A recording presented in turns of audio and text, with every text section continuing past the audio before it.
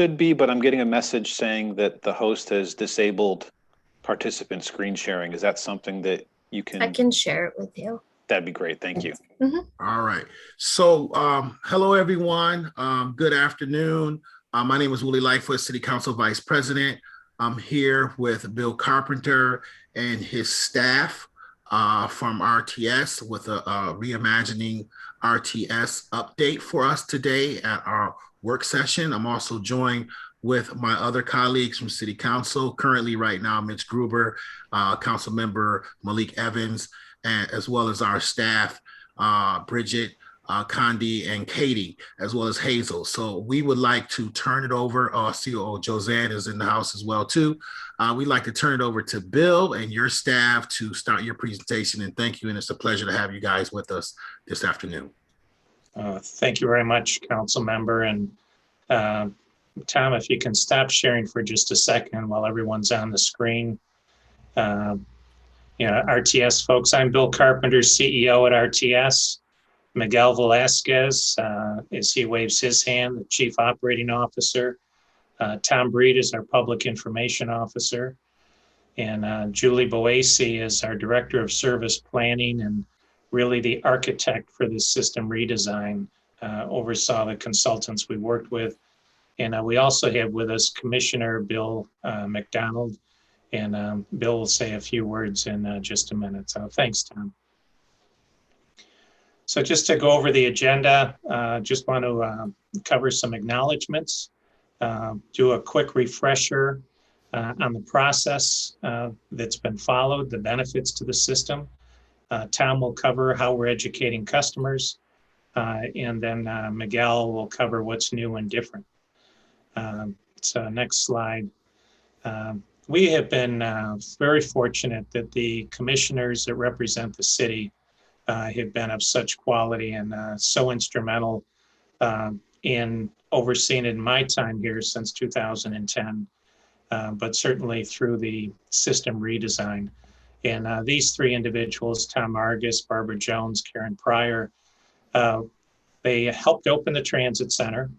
And it is almost immediately after the transit center was opened and some issues we had settled down, we began talking about how do we update our system.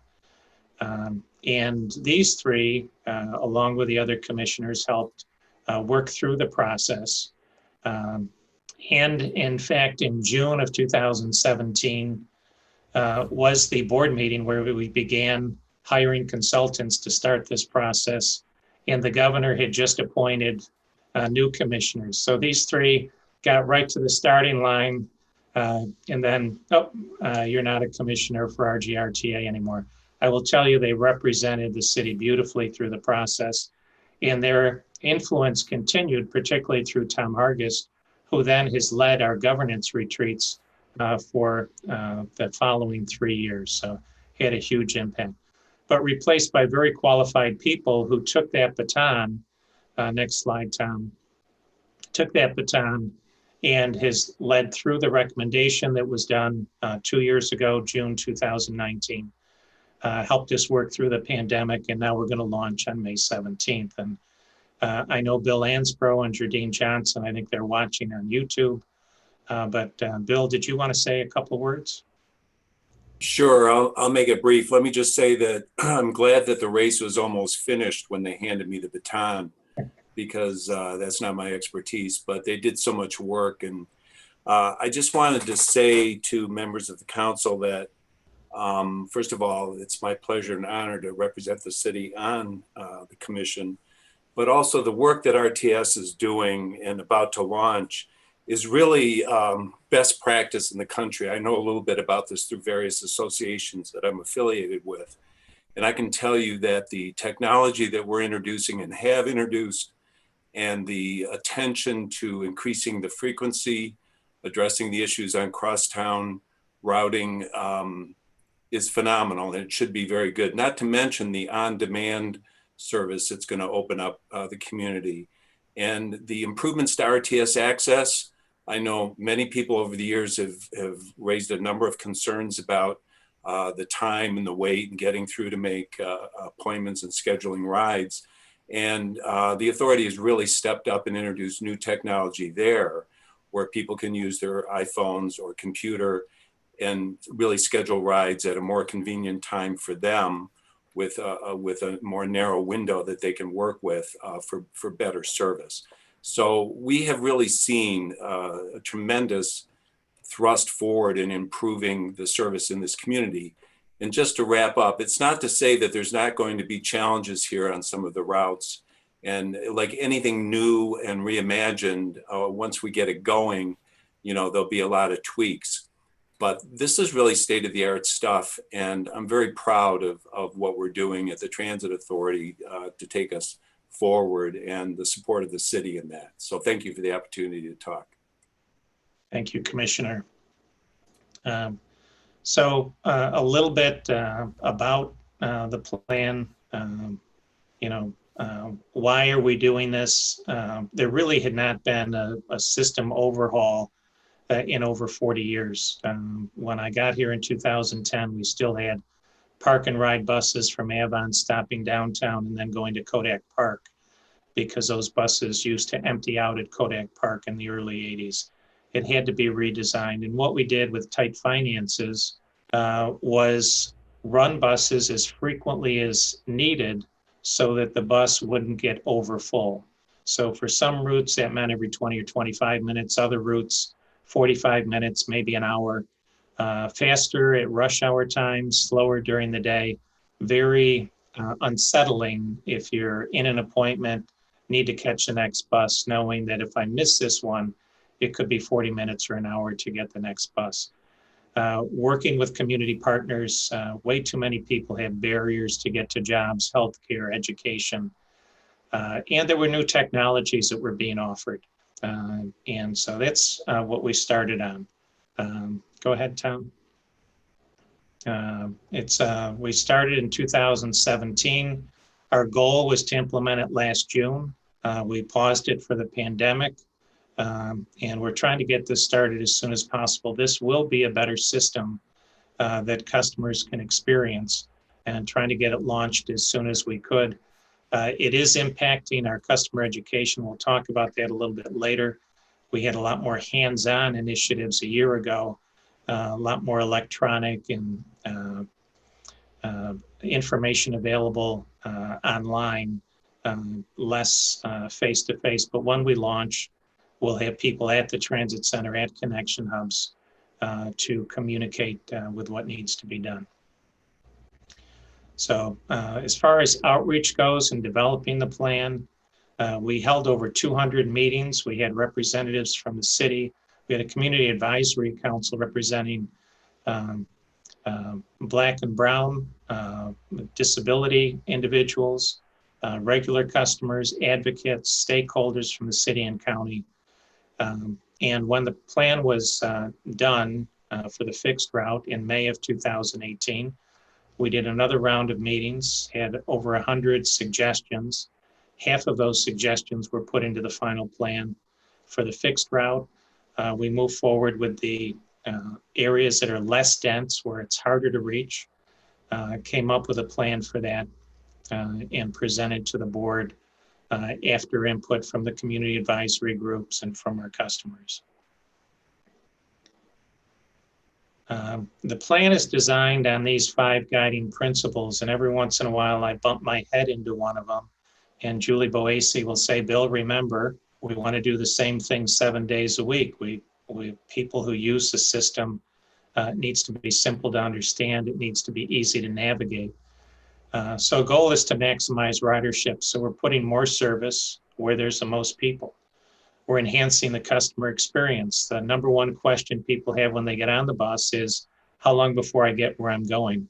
There isn't a lot of enjoyment saying, oh, it can take longer to get there. Oh, that's wonderful. No, people want to get there as quickly as possible. They want to wait as little as possible for the bus and get to their destination as quickly as possible. We had to make sure that the system was sustainable. What we put out there, we could fund. Expanding options, and so the on-demand is a new option. Touchless payment system is a new option. Scheduling rides through a smart app. but also the bike share program that we'll announce later this month with Hopper, with the city. We'll be expanding that in some of the suburban areas, and then looking for what other options. Van pool was introduced during this time, kind of on pause with the pandemic again. But then coordinating with community initiatives and really asking folks, and I'm pleased to say that Amazon has selected 2 sites. Both will be within this new network. And really, rather than what we've done in the past is extend a route 2 or 3 times a day for job shift times, really confusing our regular customers. Why does a bus do it at this time of day, not at that time of day? No, throughout the day, 7 days a week, the bus will do the same thing. And if you want to be on a bus line, you want to be within the service area, please locate within the service area.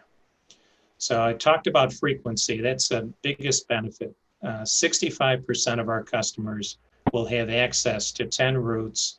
This is a Lake Avenue, the Dewey Avenue, Portland, East Main, West Main out to Chili, Monroe Avenue buses that are used the most, serve the densest parts of the city, has the most destinations. Those routes, they'll get started at 5 a.m. Monday through Friday, 6 a.m. on the weekends. But from 6 a.m. to 6 p.m., they'll run every 15 minutes. We'll have 20 other routes doing the same thing 7 days a week, meaning that those routes will do the same thing every time they go out. Those routes between 6 a.m. and 6 p.m. will run every 30 minutes. So right now we have no routes that run throughout the day at 15 minutes. We have very few routes that you could say are consistent during dense time at 30 minutes. But the fixed route network in the urbanized area will be running at either 15 or 30 minutes. All routes will run until midnight. The system benefit of reliability, that's 7 days a week. Right now, if you're trying to get out to Webster for a job, trying to get out to Brockport for a job, we don't go there on the weekend. We don't go to Eastview Mall on Sundays. So now 7 days a week, you get a job, you get a promotion, they offer you more hours, you can still use RTS to get there. And it's the same pattern. That's a critically important piece to this, is that when you get on the bus, it's going to go where it went the last time you got on, no confusion. And it's connected. We're adding 3 crosstown routes. One is Ridge Road west near Grease Ridge Mall to Culver and Ridge. So it'll go along Ridge Road. We have another one, Upper Falls Boulevard on the east side across to Lyle Avenue. So you'll be able to connect from Portland over to the Wegmans at Long Pond Road. If you're on the west side trying to get to Jordan Health Center, no need to go downtown. If you're at Jordan Health Center and they say you need to get an exam at our facility on Lake Avenue, just take the bus across the river, then take your Lake Avenue to that location. There's also a Culver East Side crosstown route, goes from Culver and Ridge to Parcells to Goodman, Goodman to Elmwood, take you to Strong Hospital, MCC, and Marketplace Mall. So a significant crosstown route. If you're not trying to get to those locations, maybe you're trying to get to Pittsford Plaza for a job there, well then get off at Goodman and Monroe and take the Monroe Avenue bus. So a lot more connections, and with the frequency, one of the reasons people don't like to transfer right now is because the frequency is not consistent. With a consistent frequency, people will be able to use the system to reach other destinations much more quickly.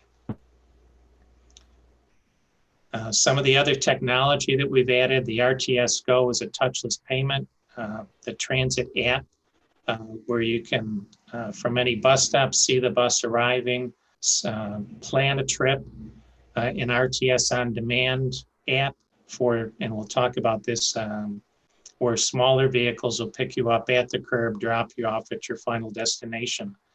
Can't stress this enough. This is when we did our customer meeting a couple of weeks ago, we said it's $1 a ride, $3 a day. People said, yeah, but then how about when I get in the on-demand zones? Well, each ride is $1 a ride, $3 a day. And if you start in the fixed route network and you spend $3 and you go to an on-demand zone with your RTS Go card, with your transit app, any account-based or even a ticket, a $3 all-day ticket, you won't pay any more to use the on-demand vehicle. It's $3 a day is the maximum amount. And another element to this, which is, I believe, very beneficial, is the account-based systems will keep track of your usage. When you get to $56 in a 31-day period, it will stop charging you until the 31-day period is up. You don't have to buy a monthly pass in advance, which can be very difficult trying to come up with $56, and then perhaps you're sick and you feel you didn't get value. With these account-based, the software will keep track of how often you're using it. Make sure you don't pay more than $3 a day, nor more than $56 a month. So those are some of the cool things that we're doing. Every bus route number is changing. Everything is doing something a little bit different. Massive communication issue. And to talk about how we're doing that, Tom Breed, take it over. Thanks, Bill. So as Bill mentioned, we really had to reevaluate how we're going to go about helping customers understand how to use the new system. Prior to the pandemic, there was no limitations on gathering size. So we were able to take advantage of the transit center and getting on buses just to have direct interactions with customers. And we were building great momentum and having great conversations prior to the pandemic. So now what we're doing, and you can see it listed on the slide here, is we have a robust advertising campaign in place from television to print, radio, digital, taking advantage of the real estate that we have on the sides of the buses, inside the buses, at the transit center, emailing our customers and using text messages just to make sure that they're all aware that the change is coming on May 17th. And then also that all the resources they need are available to learn how to use the new system starting on the 17th. So if customers go to myrts.com/reimagine, they'll have access to all the materials. We conducted a few months ago a train the trainer session. Because we're not able to physically hold those large in-person gatherings, a lot of organizations in the community have employees, customers, and clients who use RTS. And so we asked if they'd be willing to help us educate our customers. And I'm happy to say that more than 90 people from 50 different organizations throughout the community said yes. And so we put together a presentation similar to this. We recorded it and we trained them, and they're out there helping people understand what the changes are going to mean on May 17th. As Bill referenced, we held a customer information session a few weeks ago to go over directly with our customers what those changes are going to mean and to direct them to the website and to customer service to help answer those questions. And we'll talk about a little later, we do have expanded customer service hours to help people understand what the changes will be. Just to kind of walk you through a little bit of how we're doing that, as Bill mentioned, all the routes are changing. So the very first thing the customers need to know is what their new route numbers are. So we created this document that you can see called the Old Route, New Route Guide. The left column is the route names and numbers that are in place today. The right column is the corresponding route names and numbers starting May 17th. So this is step number one, learn what your new route numbers are going to be and whether or not as part of your trip, you need to use RTS on demand as well. Step number two is to take a deep dive into the schedules. The new schedules are available on our website right now. We have one-pagers available that you can see on the screen here, and the hard copies of the schedules will be available at the Transit Center starting this Friday. So this is step two, figure out your route and then go to your schedule or your one-pager and you can see exactly where the bus is going to go. And these are two critical steps to learning what you need to know for the 17th. Step three, on our website, we also have this interactive map. So for customers who do have access to the internet and to these computers, they can use this much like Google Maps. You can bring it up on your screen. You can zoom in route by route or by zone and really get a feel for the borders and geography of the zone. You can get down to the street level on a route by route basis and see where all the stops are and where all the destinations are. Step four, this Enjoy the Ride guide is something that we've had in place for a long time. We've updated it so that it aligns with the benefits and features of the new system. And we created a similar guide for RTS on demand. And again, these are all available on our website at myrts.com/reimagine. But the best and the easiest way, the fastest way to get your questions answered, a lot of customers are looking at the map, they're looking for their old route number and they're not seeing it and they're getting concerned. I'm sure some of you have received some calls from some of those individuals. The best way to help them get their questions answered is to call our customer service team, 288-1700. Right now, they're operating during regular business hours. I believe it's from 8 a.m. to 5 p.m. Starting May 10th. We will be operating 7 days a week from 5 a.m. to midnight, and that will go until May 30th. So leading up to, during the transition to the new system, and afterwards, we will have expanded customer service hours. We also have an expanded customer service team. We've added members to our team to help our customers have access to the information and the experts who can help them navigate this new system. And again, we're doing this, COVID is still here. It hasn't gone away.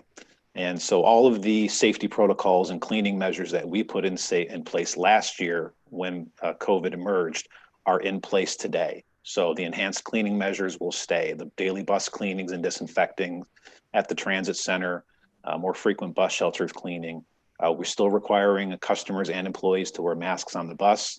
If customers get to the transit center and they don't have a mask, please have them go to one of our customer service desks. We will get them one. We want to help them comply with the requirements and make sure that everyone is safe.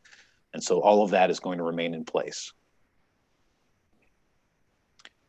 And that's the education portion of this. And I will now turn it over to Miguel for what is new and different. Miguel.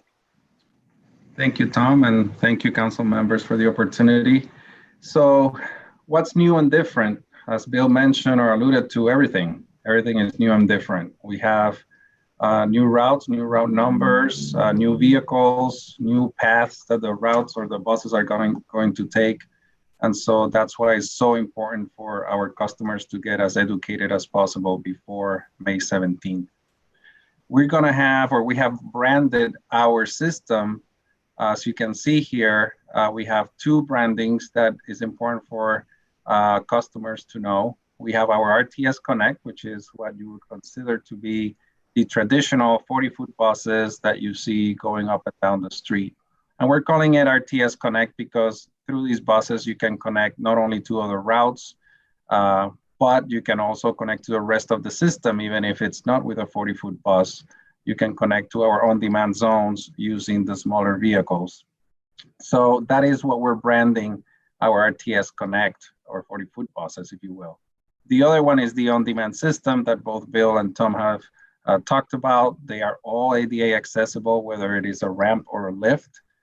They will provide service within their zones. We have 7 zones, and you can go anywhere within a particular zone. You cannot go from one zone to the other using the vehicle that is in a particular zone, but you can certainly connect throughout the whole system because the fixed route system connects or touches every zone that we have. You can book a ride on the on-demand zone, either with an app or by calling our customer service center, 288-1700. So either way, you can book a ride and have that service. Go ahead, Tom. With respect to the Rts Connect service, there's really 4 different types of routes, if you will, within the Rts Connect. I'll go through the other 2 in just a minute, but right now what you see here is 2 types of the routes that are within the Rts Connect. And this basically makes the bulk, or this is, the bread and butter basically of the Rts Connect system. And these are the 10 frequent routes that Bill spoke to. As you can see here, gives you a little bit more detail. All this information is on our website. All this information can be found by calling our customer service representatives. So you have your 10 frequent routes. They all run from 5 a.m. to midnight during the week, or 6 a.m. to midnight on weekends. But the most important piece is that for the majority of the day, when most of our customers use the service, the frequent routes run every 15 minutes, and our local routes run every 30 minutes. Go ahead, Tom. So going into a little bit detail here, as you can see, these are the 10 frequent routes. They are the ones in orange. I gave you the specifics. What I would like to point out here is, if you go today to myrts.com and look at our system map today, what you will see is something that looks very much like a spaghetti. And when you look at now this new map and this new system, you will notice that the lines or the routes are pretty straight. So this is a more direct service, a faster service, in addition of being a more frequent service. So a great improvement from what we have today. Go ahead, Tom. These are our 20 local routes. Again, just the same information I presented before. So these are the rest of the routes that connect the rest of the system. Again, a little bit straighter than what we have today. So going just examples, in this case, we'll give you the example of the 17 Jefferson 19th Ward, which we've received quite a bit of comments regarding the 19th Ward. And we are addressing those issues. We are providing everyone who calls us or everyone who sends us comments the information they need to make sure they have a ride and how they will get a ride. Again, it's going to be a little bit different from what they do today, but we feel it's going to be a better service and more convenient for them. So as you can see here, you have the 17 Jefferson 19th Ward route. This one runs every 30 minutes. What is not shown here in color in the map is that there will also be in this area, there will be frequent routes. You will have the 16 Genesee, you will have the 18 Chili, and you can connect to those routes either to go downtown, go to MCC, go to the transit center, go to U of R, or the Strong Hospital area. And people in this particular area will also have access to our on-demand service. So again, it's a lot of service and a lot of way of getting around. So I talked about two types of services, the frequent routes and the local routes. The third type of RTS Connect service is Crosstown Routes, and we have 3 of them. We have our West Ridge or Ridge Road Crosstown, which goes all the way from Long Pond to the Skyview Mall. We also have our Marketplace Culver Goodman Crosstown, which goes from Skyview Mall all the way down to Marketplace Mall. And it's a pretty significant route. It goes down Goodman to Purcell's, takes a little bit of Webster Avenue to Goodman, Culver to Parcells to Webster to Goodman, Elmwood, Mount Hope, East Henrietta, Jefferson to Marketplace Mall. So it's a pretty significant one. And then we have a third one here, which came really, this was a last minute addition as we were coming up with the plan. And it was last minute because as we listened to our customers and in particular also our drivers, they said that this would be a great addition and a very important one. And you have one that goes from Spencerport Road all the way to Portland, back and forth. None of these touch the transit center. That's why they're called Crosstown. So you don't need to go downtown to the transit center in order to move around our system. And then we have our commuter routes, which is the black lines that you see in this map. One thing I would like to point out, and this is all the credit goes to our commissioners, the on-demand zone, so the green areas that you see on this map, as well as the commuter routes, those together represent about 5% of our customers. So 95% of our customers will benefit, are close to, can utilize the frequent routes and the local routes, the orange lines and the blue lines. And that's what we were going to initially do. We're covering 95% of our customers with great service. And the Board of Commissioners told us, well, we don't want you to leave anyone behind. So the commuter routes, the black lines, which actually represent less than 1% of our customers, will be serving those customers. And what you have here is one that goes to Lyons and Newark in Wayne County, and they connect to the connection hub in Pittsford at St. John Fisher. We have our Eastview commuter, which also connects at the connection hub in Pittsford at St. John Fisher. We have our Avon, Lima, Honeoye Falls, which connects at the Henrietta connection hub. We have our Brockport, which connects at the Rochester Tech Park connection hub. And then we have our Hilton, Hamlin, Clarkson commuter route, which actually has 2 connection hubs, either the Greece or the Eastman Avenue connection hub. Speaking of connection hubs, we have 10 of them. They're listed on the bottom of this slide, as you can see here. And basically a connection hub is a little bit of a glorified bus shelter stop. There will be 2 bus shelters, which are bigger than the traditional bus shelters that you see everywhere else. They're similar in size to the ones, if you've ever driven by Strong, you see those big blue bus stop shelters. They're similar in size to that. But in addition, they are heated, they have real-time information, they have bike racks, and some of them, 4 of them, also have car charging stations for electric vehicles. So they are very good places for people to connect to our system in a number of different ways, again, through bikes, through cars, but also to the rest of our system, whether it's on-demand zones or using the bus. I already spoke a little bit about our on-demand zones, 7 of them. You can see them here: Greece, Arundecoy, Lexington, Webster, Pittsburgh, Eastview, Henrietta, and Brockport. You can use our RTS on-demand app, which can be downloaded either via Apple or Google.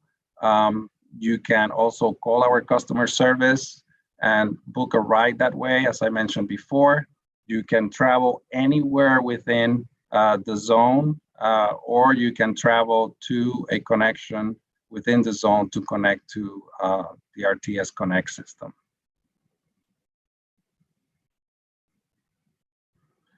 This is just an example of the Lexington Avenue on-demand zone, as you can see here. So it's the beige area. That is the on-demand zone that you can book any ride and go within that area wherever you want. But as you can see, it's flanked by Rts Connect bus routes. So you have the 2 options. You can connect to any of those and go to the rest of our system, or you can just stay within the zone and travel all day within that zone. These are the hours of operations for the different on-demand zones. As you can see here, again, all this information is on our website on my Reimagine or myrts.com/reimagine. So any details regarding when they operate, you can find them there as well. With regards to the fare, we get this question quite a bit. You're changing the system. Does that mean you're changing the fare? And the answer is no. It will still continue to be $1 per ride. The only difference is if you're going to a particular location, a custom location within an on-demand zone, to another custom location within an on-demand zone. And what I mean by that is, for example, if you're going from your home to the movie theater, and the movie theater is nowhere near a bus stop, that ride in particular will cost $3. If you were to go from your home to a bus stop where you can connect to the rest of the system, or from the bus stop to your house or some other place, that will be $1. Now, when I say $3 for a custom trip within a on-demand zone, remember Bill mentioned that you can use our RTS Go cards or accounts. And as long as you have an RTS Go account, you can take advantage of the $3 all day pass or $56 all day or all month pass. And what that means is that once you take that custom trip from your home to the theater, for example, and that costs you $3, the journey back to your home or anywhere else for the rest of the day is free because you have met that all day $3 pass requirement.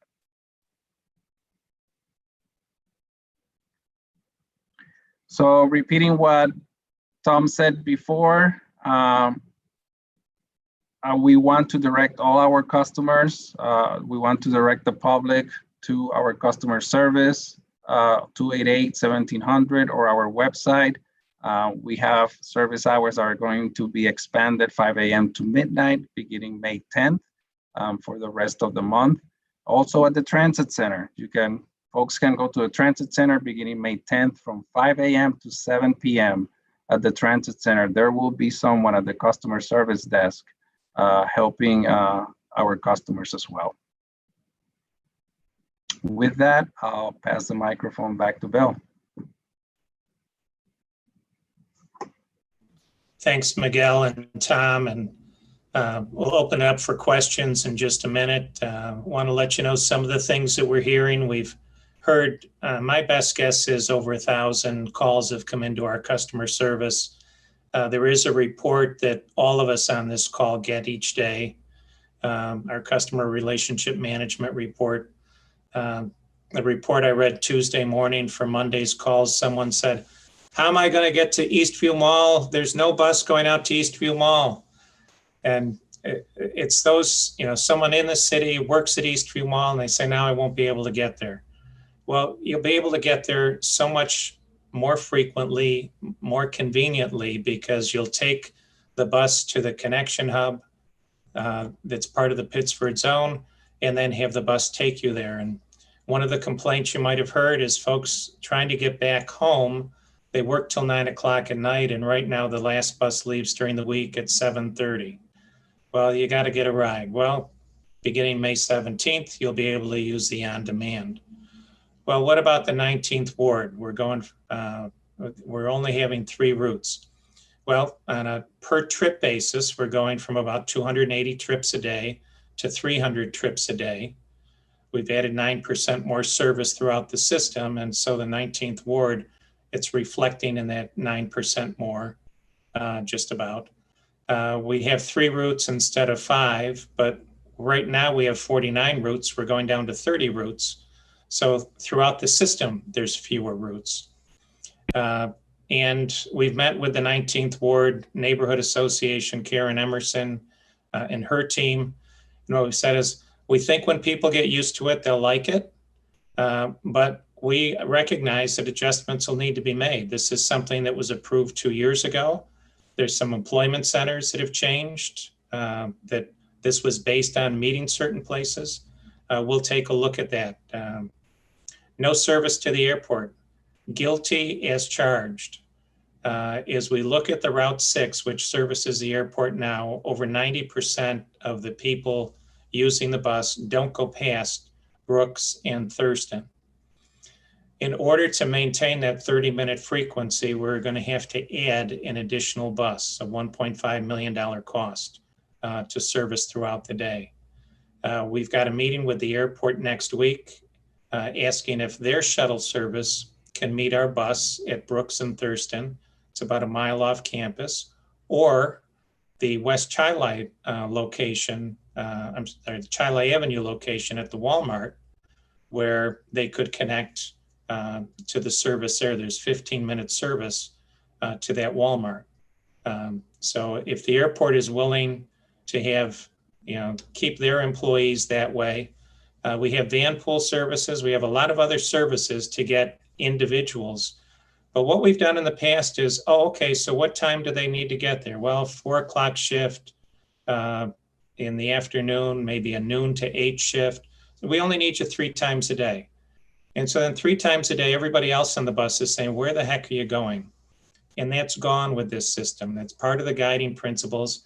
This is one of those times getting to the airport where let's do an on-demand zone. And I talked with state legislators. Our funding was cut this year versus last year. That is an area, that Gates area is an area we want to add an on-demand zone. We've had a lot of folks from Ledestri call and say, how am I going to get there? There's a lot of us. Well, Miguel showed you our smallest on-demand vehicle. We also have, Miguel, how many does a Type 6 bus hold? 24? Yes, Bill. Sorry, I was on mute. I was trying to read lips. So what we've had with Ledestri is they change their shift times. They ask us, can you change your route times? Because now people want us, they want us there at 6:30, your bus gets us there at 6:40. Well, with the on-demand vehicle, you can get there when you want to. And oh, by the way, Ledestri's not the only one in that complex. There are dozens of employers, including one that distributes food around town. I'm struggling to come up with the name, Food Link, that's it. Where instead of a bus infrequently going down Mount Reed, you'll now have on-demand service that can drop you off at the door. Much safer for everyone. When customers speak with customer service, the majority are learning their route number, figuring out how this works. And, oh, okay. But it is, I've said to a number of groups, if all you're doing is using us for one thing, it will be awkward to try to replicate it. So much has changed. But if you're using us as your transportation provider, the frequency, the reliability, the connectivity opens up. It's a game changer. It's a life changer for the person who's trying to get their child to daycare, get off to work, stop at a store before they pick up the child at daycare. When the buses are coming every 30 minutes, you just skip the grocery store because it's just going to be too long for the next bus. 15-minute service. Well, you can stop, get your groceries, get on the bus, pick up your child, get home. It's a whole new ball game, and the recording of our customer session is on the website. So in summary, frequency, reliability, connectivity, 9% more service hours, more frequent routes. A third of the jobs in the community have access to the frequent network. We've tried to put those where there's the most need for it. And then the on-demand zones offering that customized travel. So you've got the job at Marketplace Mall. You have to leave right now an hour and a half.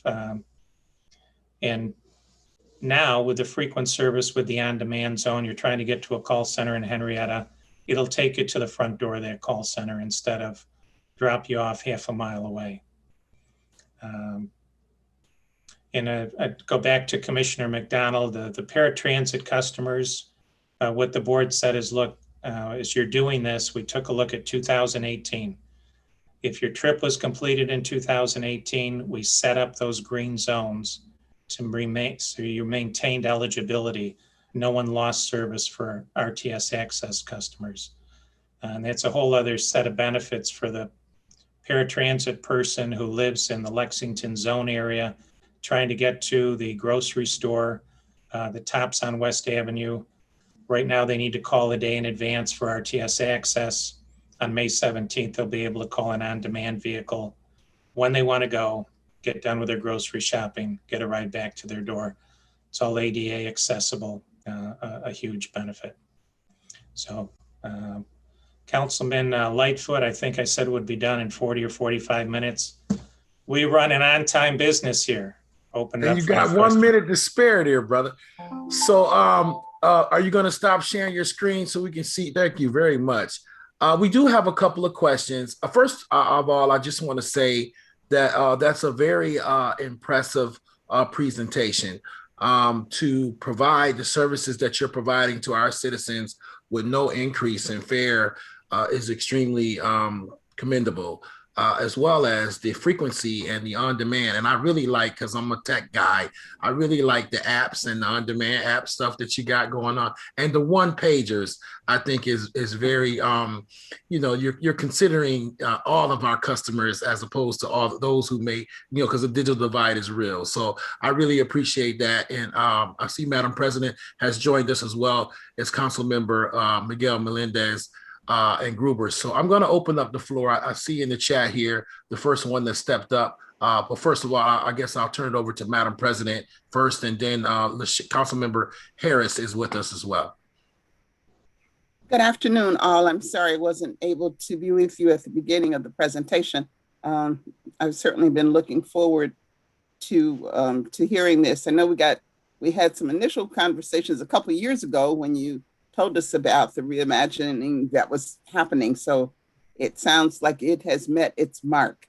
One of the things that I missed probably as you were presenting, what now are the first and last times for the runs, for the trips?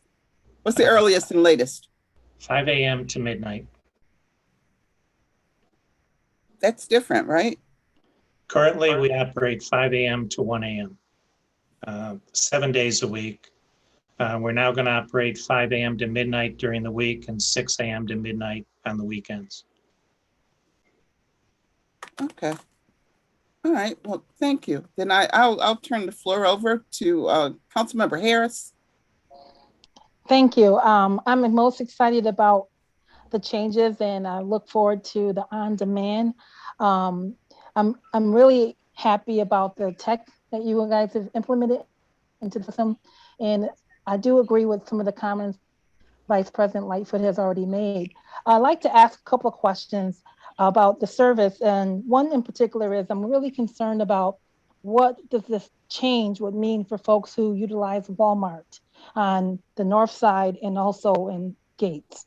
So if I want to get to either the Walmart on Hudson Avenue or the Walmart on Chali, what service would I use under your new system?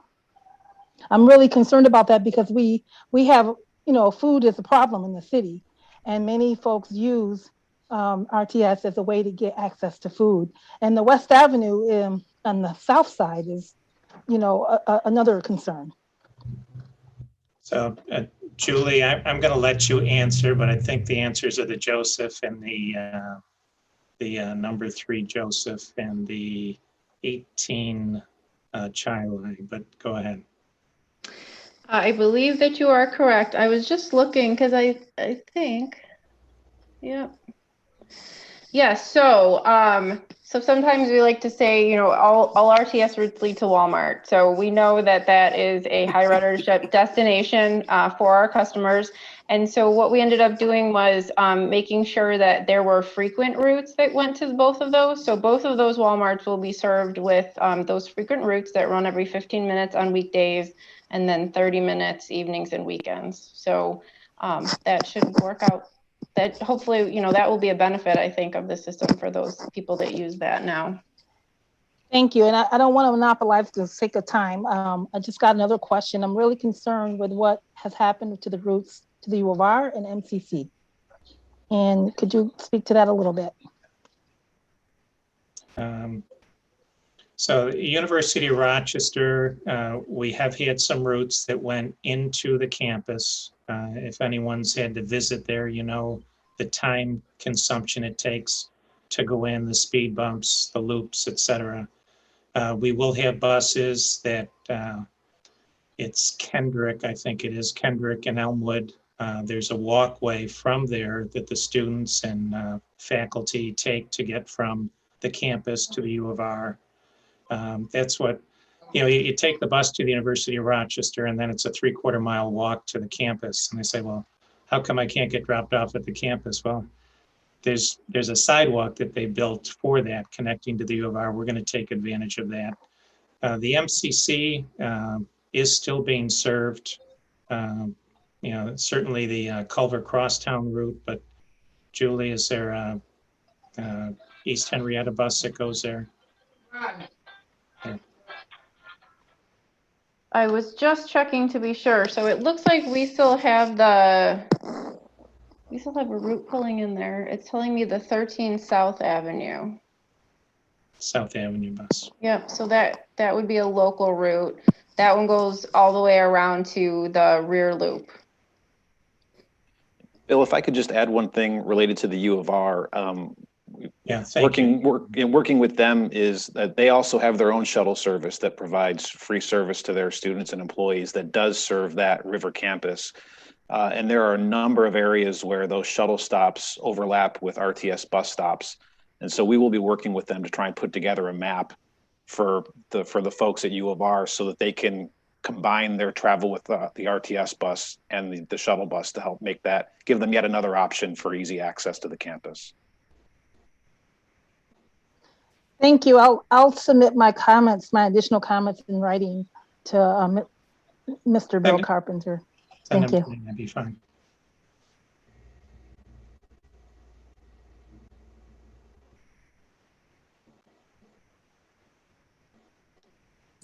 Okay, I can jump in. I have a few questions. Councilmember Lindes? Yes, thank you. So first and foremost, I just want to commend you on all the work. I think the maximums of $3 per day and $56 per month is a great thing to have it automatically do that instead of having to pay in advance and those kind of things. But I wanted to talk a little bit about the Rochester Transit Supportive Corridor Study, which fed into the comp plan. And I know that, we're going to be going through a process of zoning and looking at zoning code. So in that study, though, it references R1, R2, and R3 residential as being the least transit supportive in terms of zoning. And I guess my question would be to you all, how did that factor into your design? And do you have recommendations for the city as we look at zoning code to help support the work that you're doing? Julie, you want to talk about the work you did with the city on their program? Myself. Okay, sorry. Sure. So I think that the work was being done on the transit supportive corridor study around the same time that we were actually working on the initial fixed route piece of our system. And so those things kind of were happening in unison, and they actually ended up kind of coming to the same conclusion. So I think there was one corridor that was recommended in that study that wasn't currently a frequent route. And I know that we took that into consideration when we kind of laid out what future plans might look like as far as frequent service. The other conversation that we had with the city was around the fact that RTS really isn't in a position to necessarily jump right into a lot of the BRT type of services with the raised platform boarding and the off bus fare collection and those type of things. And so the thought was that we would work towards increasing frequency on the most high ridership corridors, and the city would work on rezoning to kind of coordinate uses along those corridors. And then as that happened, we would invest in some of the infrastructure, and then that would help with the businesses coming in. And so it's kind of like a step ladder process that we're not ready to quite jump all the way to full BRT with, shops up and down the streets, but we need to kind of work towards that. The residential piece just goes into the fact that in big cities, buses don't typically go through residential, especially single family residential areas. So we would want zoning to be, we would want some residential zoning along those corridors that is multifamily and that is more dense. And we would like to work towards getting buses out of strictly, single family or smaller, like lower density areas, because that's not really the most efficient way of using the buses. So did that answer the question? Yeah, and I guess my follow-up to that would be just thinking about amenities for people who are riding. So I know that we've had bus shelters in the past. Sometimes the glass gets broken out of the shelter, for example, and then the shelter gets removed. I know that there's been groups that have been focusing on trying to add bus cubes and other types of furniture, street furniture. So while that's not RTS's responsibility per se, I'm just wondering if there's potential collaboration to come up with a strategy for those residential neighborhoods that need more, not necessarily funded by RTS, but maybe aligned and partnered with RTS to try to create more opportunities like those in those residential neighborhoods that need that street furniture to wait for the bus and those kind of things. Bill, did you want to say anything about that? Or so one of the, if the infrastructure bill that President Biden is talking about comes through, I think you'll see a great improvement in the customer infrastructure. We do have the great majority of our shelters were put in about 15 years ago. So we're spending our money right now replacing the existing shelters. It's typical, if glass is broken, we replace the glass. We don't take the shelter out. But trying to expand the number of shelters that we have with the current, what I would call it the federal level stagnant funding, it's been difficult. But if we can get robust federal funding, I think you'll see even more frequent service with better customer amenities. And that's the vision of President Biden, of Secretary Buttigieg, and the FTA administrator, Nuria Fernandez, is a good colleague of mine, ran a system in California. certainly understands from a customer perspective, not from a transit executive, but how the customer uses it. There need to be more amenities. Great, thank you.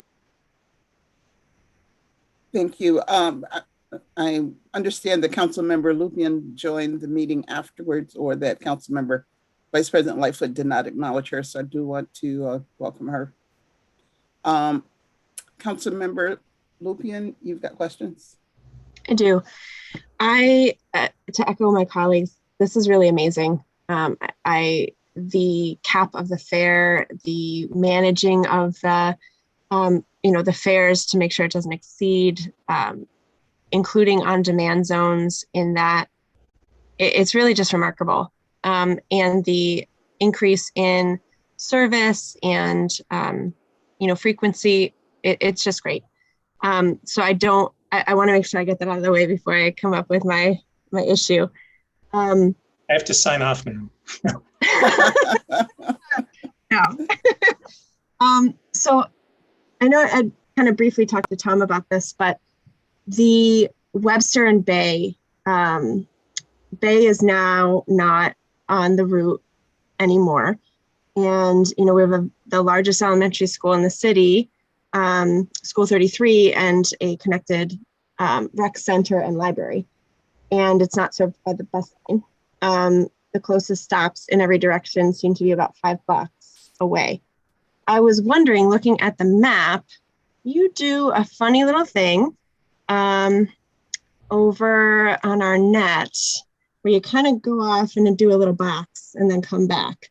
And I'm wondering if that's possible to do with Parcells, when you come down Parcells to go Culver and then just got down Bay and Webster and then come back to loop that in. Because I'm hearing a lot of worry that that's going to be a hassle for, the youth sports programs that are there and then all the amenities. So we'll certainly take that feedback. That loop on in the 19th Ward, our initial plan was to go down, I believe it's Melbourne Street, and County Legislator John Lightfoot invited Julie and me and a couple other staff to hear from the residents of Melbourne how they would feel about the bus going down. And so it does backtrack so that it can go up to a major route. Mm-hmm. But we'll take that feedback. Part of picking routes and destinations is what is the route and destination where there will be consistent trips all day. And, so someone who's attended his share of Beechwood meetings, it's a great center. My church is at Bay and Goodman. So I get it. But as far as would you need to go by there 30 minutes a day? And so, ideally we get to the point where there's places where the on-demand vehicle is going places more frequently rather than a 40-foot bus if you can picture that bus doing that loop every 30 minutes throughout the day, people would get tired of it, except when they need to use it. And if those times it really does need to be used, the Pop Warner football, et cetera, that's there. Right. So we will take a look at it. Yeah, I know the kind of box that it makes are all major streets, but I would appreciate it if you took a look at that. That would be wonderful. Thank you. Okay. Thanks. Councilmember Gruber?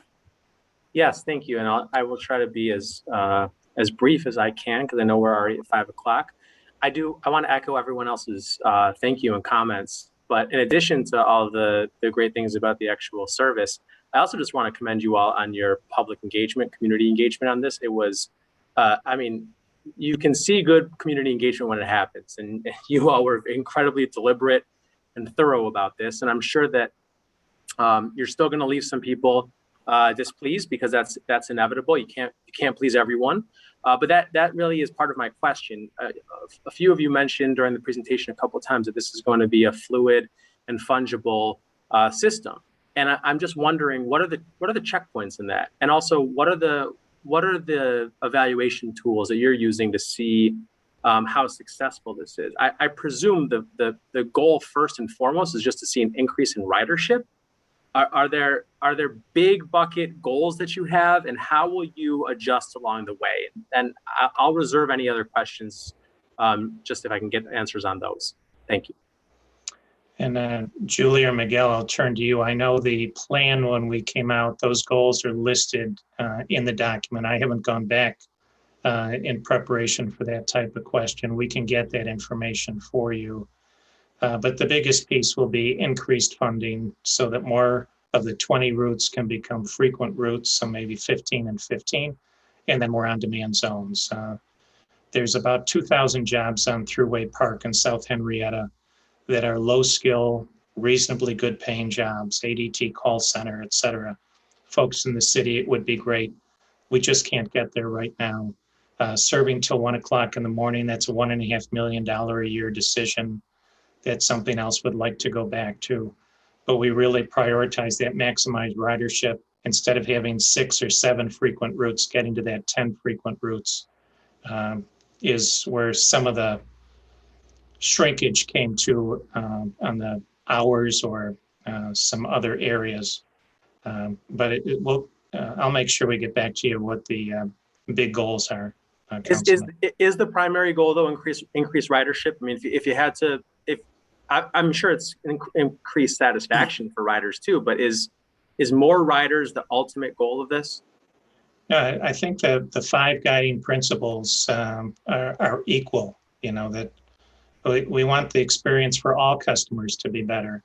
We want to start connecting with community initiatives.